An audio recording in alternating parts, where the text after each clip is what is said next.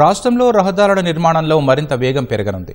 రాష్ట్రంలో 4 జాతీయ రహదారుల ప్రాజెక్టులకు ఈ వారంలో కేంద్రం పూర్తిస్థాయి అనుమతులు ఇవ్వనున్నట్లు NHAI వర్గాలు పేర్కొంటున్నాయి.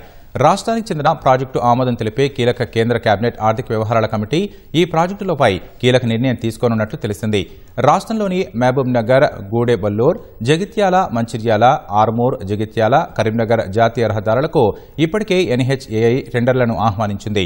మొత్తం 271 కిలోమీటర్ల మేర 10,034 కోట్లతో ఈ రహదారులను కేంద్రం నిర్మించనుంది.